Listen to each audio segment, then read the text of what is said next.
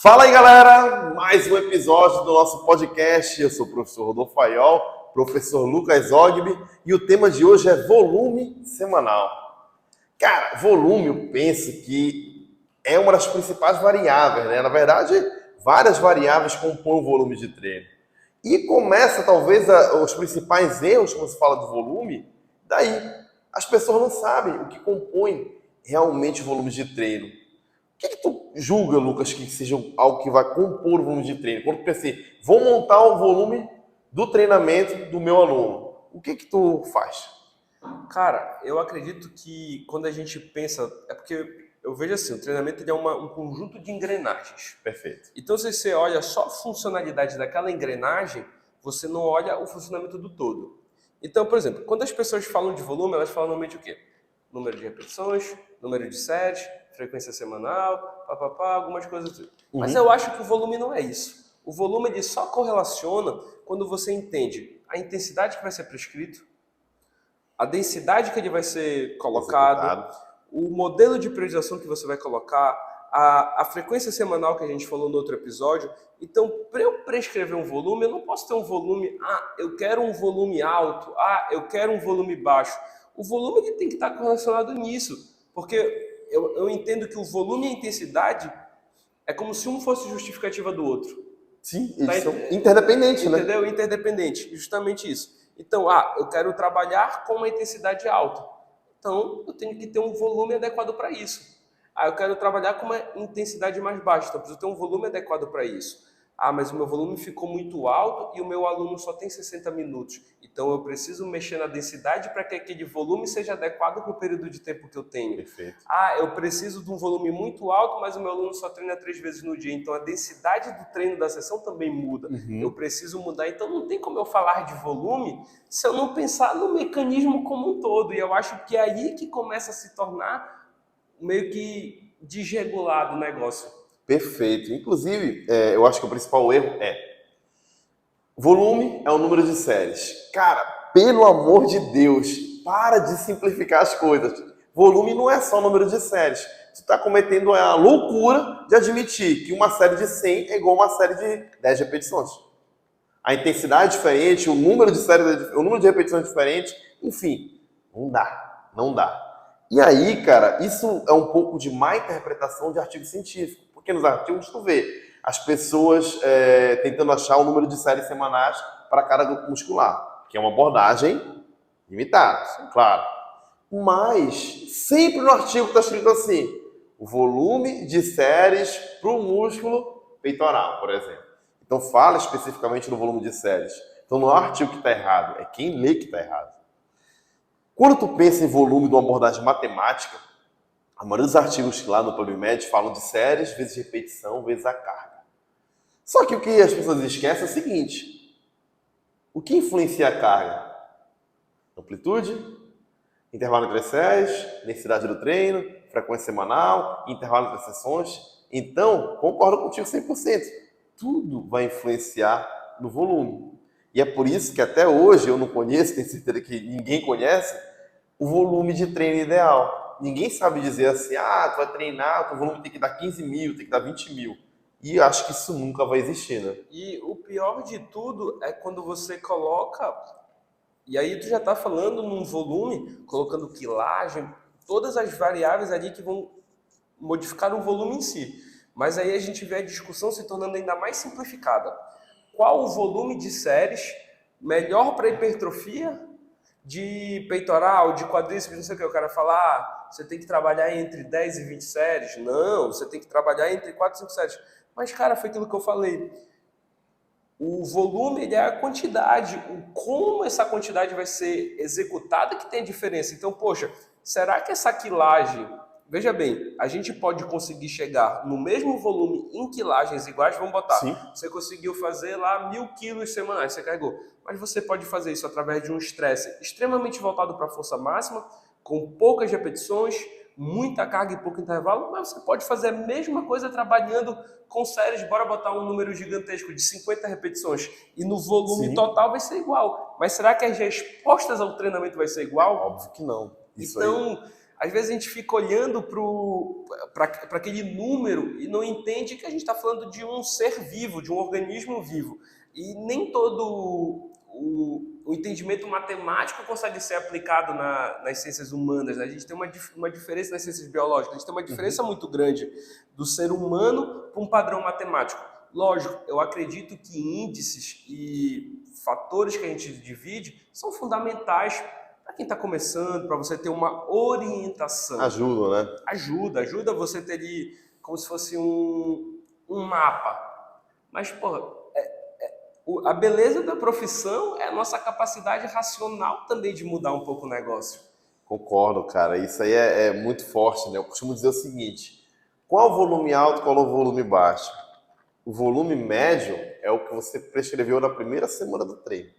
A partir dali, tudo que eu prescrevi para o Lucas, que for abaixo daquilo ali, eu estou diminuindo o volume, e que for acima daquilo ali, dessa minha linha de recorte, eu estou aumentando o volume, porque é individual. Aí as pessoas falam assim, Rodolfo, mas tu acha que o iniciante, o cara treinado treina com o mesmo volume? Não, isso não vai acontecer, porque o cara treinado carrega muito mais peso do que o iniciante. Não tem como comparar. Então não tem como, ele sempre vai estar treinando mais volume. O 3 séries de 10 do João, que carrega 50 kg no supino, tem um volume maior do que as 3 séries de 10 do Pedro, que carrega 10 kg no supino. Aí é matemática, né? E aí tu começa a entender que achar o número ideal disso acaba sendo um pouco burro. E eu digo assim, cara, talvez o que falte para o profissional de educação física é monitorar melhor essas cargas, monitorar melhor o volume, porque o volume ele pode ser tanto o herói quanto o vilão. Sim. Excesso de volume pode prejudicar. Pode prejudicar. Assim como o volume muito baixo também prejudica, porque não te dá resultados. Então, como é que tu acha esse volume ideal? Monitorando individualmente cada aluno.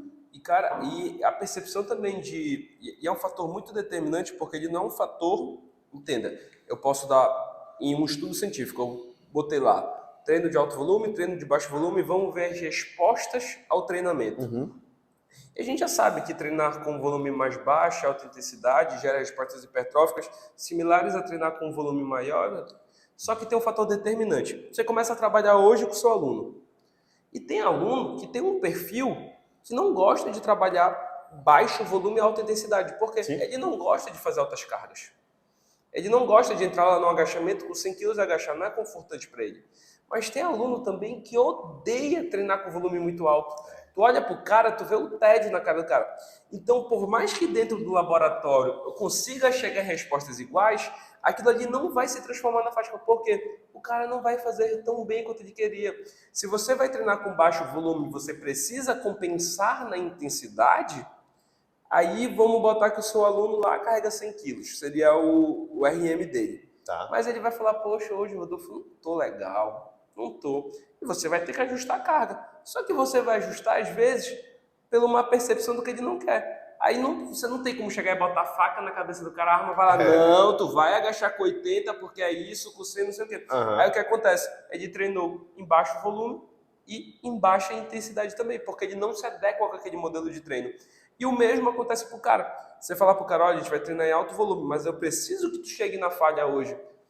Chegou ali na 14, falhou. Não vai chegar. O cara nem tinha começado a tremer, começar Nada. a perder controle do movimento, já falhou. Então, por mais que o estudo me mostre que os dois versam, se eu não sei quem é a pessoa que está na minha frente, já era. É exatamente, cara. Na verdade, estudos são ferramentas que nós temos para aplicar com quem nós, profissionais, que vamos prescrever o treino, julgamos adequado. Então, tu sabe que aquela metodologia que tu leu naquele estudo pode funcionar. Agora, será que teu aluno se adequa bem para aquilo? Isso aí é fantástico que tu falaste, cara, fantástico mesmo. E assim, a gente vivencia isso o tempo todo. Nós, vocês que estão aí assistindo, vivenciamos isso. Tem alunos que tu fala assim, por hoje, aí o cara fala assim, já? Ou seja, aquele cara que provavelmente não treina numa intensidade tão alta, gosta de treinar volumes maiores, e tu tá fazendo com ele justamente o que tu não poderia. Volume baixo, intensidade baixa. Então, tu não está usando interdependência como deveria usar. E tem aquele cara que, pô, professor, não vai acabar isso não? Hoje eu vou ficar aqui para sempre. Por quê? Ele quer treinar de meia hora, 25 minutos, 35 minutos e acabou. Cara, as pessoas me procuram pensando nisso muitas das vezes. Rodolfo, tu faz aqueles treinos curtos, tal, não sei o quê? Digo, faço, não tem problema nenhum. Por quê? Porque o cara, ele não gosta muito daquilo ali. Sim, ele não tá afim de estar lá, e tu ainda faz um treino que o treino por si só já não é a coisa mais gostosa do mundo. Exato. E outra coisa, quando você treina em alto volume, aí você começa a ter muito acúmulo metabólico, começa a ter a parte da dor, que é um negócio extremamente incômodo, não é todo mundo que é tolerante à dor, e aí o negócio começa a ficar bem complicado. Então eu acredito sim, eu sempre ponho duas coisas na balança, o que o aluno quer e o que o aluno precisa. E eu acho que a melhor prescrição é a que eu consigo alinhar o que o aluno quer e o que o aluno precisa. Eu consigo colocar um somatório disso. Sim. Então, tem alunos que não gostam de trabalhar com cargas muito altas. Ok, o aluno tem medo, não se sente seguro. Mas eu posso trabalhar uma intensidade, um volume moderado para aquela faixa e dar um estímulo, dizer, mais tensional. Eu tenho alunos também que não gostam de treinamento muito longo, mas eu posso reduzir um pouco, e aí é a capacidade argumentativa, eu explicar porque naquele momento eu estou fazendo isso. Sim. Só que aquilo que a gente falou no início, é um momento que eu estou fazendo aquilo para dar uma mudada, para quebrar um platô. Só que quando o cara tem a paixão por um ou por outro, que a gente vai entrar nesse problema, que eu acho que é a parte polêmica, o cara fica refém daquilo ali, então ele vai passar a vida fazendo isso. Essa semana mesmo eu peguei uma menina avançada, já treina muito bem, ela fazia consultoria online, mas teve alguns problemas, largou e ela me procurou. Eu pedi para ver os treinos anteriores. Normal. Não porque eu queria ver o trabalho do outro profissional, nada, mas eu queria saber o que estava sendo feito com ela, sim, porque ela argumentava não estar tendo mais resultado. E eu olhei ali os 6 últimos meses de treino dela, todos treinos muito volumosos.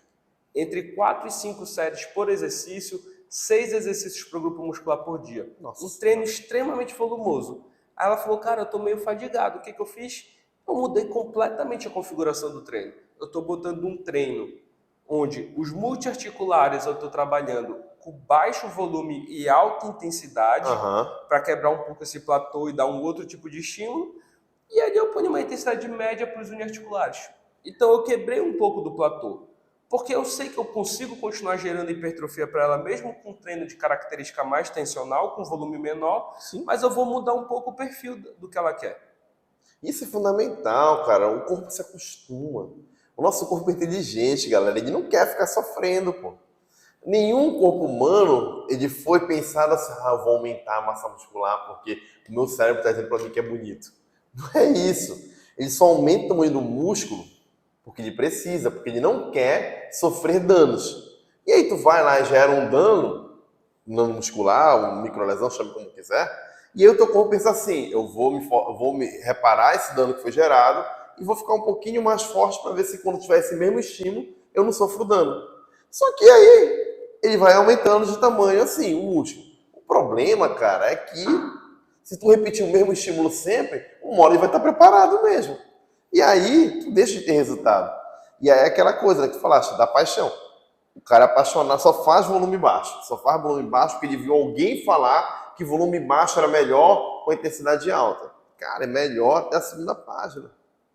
É melhor enquanto o aluno consegue fazer bem e tal, ele não se adaptou. Depois que se adaptou, você precisa ter essas oscilações de volume e intensidade. E Rodolfo, eu vou te fazer uma pergunta aqui. E veja bem, não é falando mal ou falando bem, defendendo, porque, enfim, sim, eu acho que contra modelos e modalidades a gente não tem que ficar discutindo e tudo, porque, cara, é uma modalidade, não tem, sim, como... Ela é criada por seres humanos, ela é elaborada por seres humanos. E, na minha visão, eu acredito muito que esse modelo de alto volume veio muito para a musculação por conta do bodybuilder. A gente sabe que durante muito tempo os bodybuilders optaram por treinos de alto volume. E hoje em dia a gente já vê uma transição, a gente já vê profissionais começando a trabalhar mesmo no bodybuilding com volume mais baixo. A gente tem o exemplo do Walter Krause, que é um cara que traz muito do powerlifter para dentro do bodybuilding, etc. A gente vê vários modelos. Tu acha que esse comportamento de alto volume, mas eu tô falando aqui um volume muito alto, às vezes 40 séries semanais, 35 séries semanais, que foi extrapolado para dentro da musculação, para um público convencional, tu acha que isso não é um volume que é inadequado, ou ele pode gerar benefícios, ou tu acha que já é um volume que a gente acaba entrando numa faixa que ali não vai ter um somatório a mais pro... Cara, geralmente quando a gente vê estudos com séries, volume, tem uma curva, né? Benefício, benefício, benefício, benefício, que começa a estabilizar. E sim, acredito que para esse público é um volume muito alto. Vê só, tu falaste um ponto muito importante. Pega lá 20 anos atrás, 30 anos atrás, décadas de 80, 70, 90, era um público diferente porque era um mundo diferente. Primeiro que quase ninguém fazia musculação, ela não era para saúde, era para estética. E o mundo, as pessoas não trabalhavam tanto quanto hoje, elas dormiam mais, descansavam mais, era um mundo diferente. Então era possível sim tu passar de 2, 3 horas na academia. Era possível, depois de descansar mesmo e tal, tranquilo. Hoje, tu vê as pessoas fazendo as tripas coração para chegar na academia e treinar meia hora. Tipo assim, poxa, hoje eu consegui treinar meia hora, vitória. Vitória, tipo, consegui ir lá. Por quê? Porque eu saí, a cirurgia que eu ia fazer atrasou, eu tinha uma audiência, ela atrasou. Então, cara, eu canso de ver os meus alunos vindo da audiência atrasada ou então da cirurgia que ele estava fazendo. Tipo assim, me desculpa, tal, venho aqui, daqui a pouco vou ter que voltar para o hospital para dar alta. O mundo é outro. Ele não te permite treinos extremamente longos para a maioria das pessoas. Isso faz com que a gente precise pensar muito seriamente nesse número de séries que você faz com o grupamento muscular. E, de fato, se você pegar vídeos antigos, as pessoas não chegavam próximas da falha, nem nada do tipo. Terminavam ali 10, 10. E não havia um controle de intensidade. Esse era o grande problema. Por isso que era quanto mais volume, melhor. O cara conseguia ficar mais tempo e tinha melhor resultado. Por quê? Ele não controlava a intensidade. As pessoas que começavam a controlar a intensidade eram os caras que competiam no palco. Né? O fisiculturista mesmo. E por isso talvez tivesse um resultado melhor. Então, eu vejo que para a pessoa convencional, tal, isso pode ser até danoso. Porque lembrem, todo treino agride, afeta o sistema imunológico. Se você tem um treino extremamente extenuante, você precisa de uma recuperação mais longa. Agora imagina se fazer treinos extenuantes seguidas vezes. Será que o sistema imunológico vai se recuperar? Aí pensa num cara comum. Fez um treino extenuante hoje. Era para dormir à noite bem. Não consegue dormir porque o filho chorou, porque teve um problema familiar, alguma coisa. Ao invés de 6 horas por noite, ele dormiu 4. Vai conseguir repetir os treinos? Eu duvido. E para a gente entrar aqui numa reta final, eu acho sempre legal a gente tentar resumir um pouco de tudo que a gente falou. Uhum. Então, para o cara que está começando aqui agora, o cara que está ali na faculdade, o cara que começou ali a prescrever treinos, já é personal trainer, como é que tu define na tua visão, não só naquela visão do que está no livro, Sim. o que é o volume de fato? Beleza. O volume, para mim, é você pegar todas as variáveis de treino e pensar nelas ajustando. Você quantifica o volume pela série de repetições e carga. Eu uso isso realmente, penso dessa forma, mas tenho plena ciência que todas as outras variáveis que não entram aí influenciam diretamente nelas. Então veja, se eu diminuo o intervalo, as minhas repetições caem. Então, intervalo entre as séries não entra no volume? Na conta, na matemática, não, mas na realidade, sim. Porque ela influencia. Então, volume de treino, aquela palavra quantidade, nunca fez tanto sentido para mim. É tudo que você faz. E, basicamente, é uma forma de você quantificar tudo que você faz. A gente não consegue extrair aquilo ali e olhar para ele sozinho, isolado, né? Não Eu peguei tem aqui é como. o volume, aqui está o resto, né? Eu não consigo tirar ele, né? Eu preciso ver ele como um todo que está orquestrado ali no meio, né? Tem que ser na verdade, o personal ele é um regente de uma orquestra, Sim. né? Que ele tem que controlar e reger aquilo tudo. Se eu quiser, eu posso, por exemplo, aqui, volume de séries do grande dorsal, volume de séries do peitoral, coisas assim. Posso. Mas eu tenho que ver que esse volume de séries, desse monte de coisinhas aqui, vão todos gerar uma coisa maior. Então, quando eu penso em volume de séries de um músculo, eu tenho que lembrar de várias coisas, inclusive se pensando só nesse músculo. Olha, eu vi um estudo hoje, li um estudo hoje, gravei para o Insights, na verdade, um estudo hoje. que avaliava hipertrofia, você indo ou não até a falha. Tá? E ele avaliou por biópsia vasto-lateral, treinos de pernas. E ele percebia que mesmo igualando o volume, olha só, igualando o volume, então o mesmo volume, teoricamente, ele é tão foda, assim, tão bom, era para dar o mesmo resultado, né? Se eu não controlasse a intensidade, eu tinha piores ganhos de hipertrofia. Ou seja, se eu treinasse com a intensidade mais alta possível sempre, o ganho de hipertrofia era pior. E ele mostrava assim, que para o volume de séries aplicado, você precisava ter um treino forte e um treino com uma intensidade um pouquinho melhor. Ou seja, não tem como olhar ele cartesianamente. Isso. E é engraçado, pessoal, para quem assim está se sentindo um pouco confuso, porque uma hora a gente está falando de volume, uma hora a gente está falando de intensidade, de recuperação, tudo, é para mostrar que mesmo num bate-papo que o foco é volume, a gente não consegue falar somente dele, porque ele está inserido num todo que organiza. E aqui assim é uma dica que eu dou muito. Eu faço algumas divisões metodológicas para eu entender como é que eu vou prescrever meu treino. Sim. Então, para mim, ali entre 6 e 12 séries é um volume baixo. Para mim, ali de 12 a 22 é um volume um pouquinho médio, para cima um volume alto. Mas eu achei bem legal uma coisa que tu falou, que o volume médio é a primeira semana daquele teu aluno, o primeiro momento. E eu vejo dessa forma também. Então, eu comecei um ciclo de treinamento. Prescrevi lá um ciclo de treinamento para o meu aluno. Então, eu fiz a primeira semana, eu vou entender como ele respondeu. Exato. Então, foi uma primeira semana que foi muito fácil. A intensidade não estava muito alta, o volume não estava muito alto, o cara passou tranquilamente. Então, eu já vi que aquele volume ali, para menos daquilo ali, eu já não vou conseguir trabalhar muito. Porque eu vou precisar subir muita intensidade, se for um aluno iniciante, o cara não consegue subir. Não, na primeira semana eu errei a mão lá para cima, o cara ficou... Então, já sei que mais do que aquilo ali eu não posso. Aí eu vou para baixo.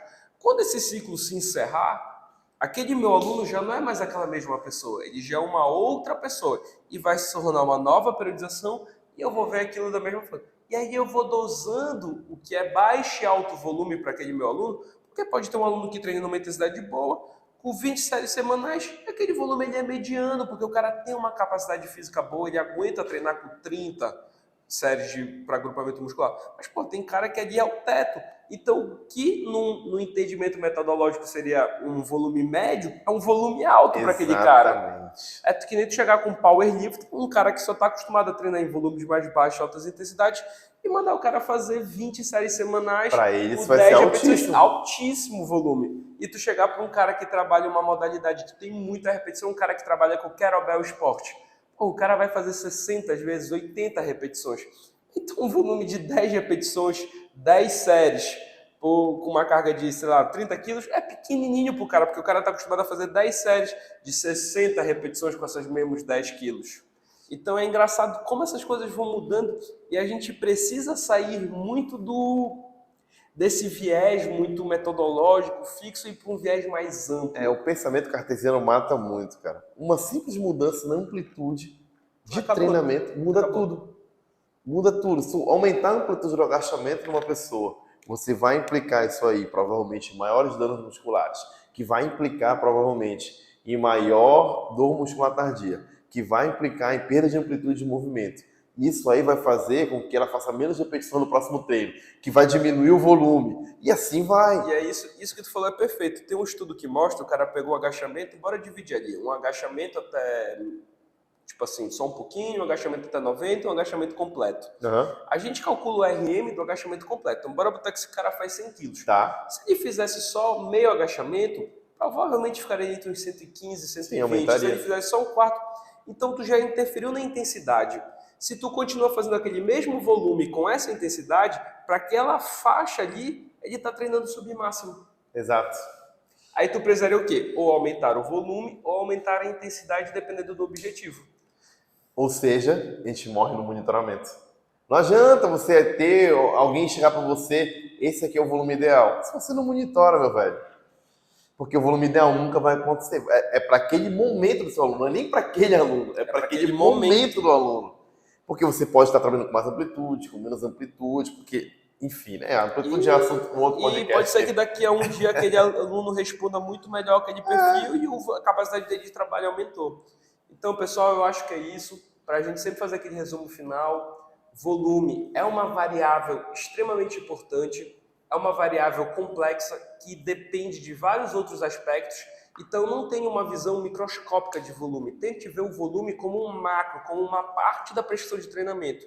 E acima de tudo, não tenha paixão por baixo volume e alta intensidade, alto volume e baixa intensidade, não tenha paixão em nada, nós somos profissionais da educação física, quanto mais conhecimento a gente tiver, melhor. E para fechar, eu gosto muito de uma frase do Antônio Carlos Gomes, que ele fala que periodização não é uma metodologia, um método, é uma arte. Prescrever treino é uma arte. E aí você tem que ter uma personalidade própria e conseguir usar das outras influências e pintar essa arte da sua forma. Então eu acho que essa é a minha visão de prescrição de treinamento. Eu ainda acrescentaria da sua forma junto com o seu aluno, né? Porque você pode montar a melhor previsão possível, mais perfeita, a melhor arte. Talvez não agrade aquele seu aluno e talvez não funcione com ele, né? Porque ele é um ser humano diferente e tal. Eu não vou ter o mesmo resultado de treinamento, alguém que dorme 8 horas, outro que dorme 4 horas por dia. Então sempre lembra disso. Vai estabelecer um volume, calcular tudo da forma como a gente falou aqui. Ok, mas não esquece de monitorar. Se não monitorar o treino, você está fadado aí ao acaso. Pode ser que dê certo, pode ser que não dê certo. Vai monitorando, então não vai tirando indício. Ele está perdendo desempenho. Poxa, mas não era para ele estar perdendo desempenho. Eu preciso ajustar alguma coisa. E geralmente é o volume que você vai ter que ajustar. Galera, muito obrigado. Até o próximo episódio. Valeu! Valeu!